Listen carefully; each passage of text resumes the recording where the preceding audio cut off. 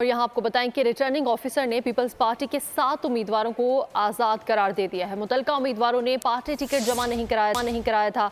और आपको बता रहे हैं कि रिटर्निंग ऑफिसर ने पीपल्स पार्टी के 7 उम्मीदवारों को आज़ाद करार दे दिया है, जबकि मुतलका उम्मीदवारों ने पार्टी टिकट जमा नहीं कराया। इस हवाले से मजीद बता रही हैं फातिमा शराजी। फातिमा शराजी, बताइएगा उम्मीदवारों का ताल्लुक कहाँ कहाँ से था?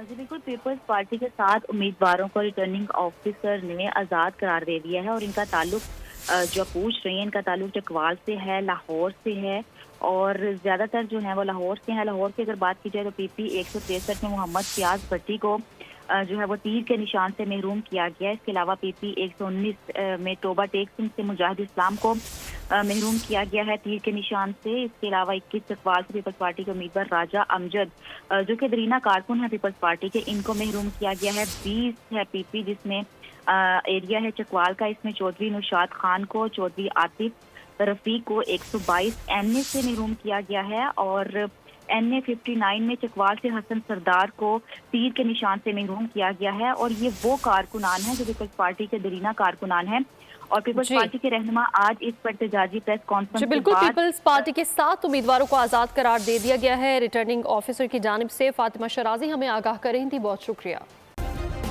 सब्सक्राइब करें और बेल दबाएं ताकि कोई खबर रह न जाए।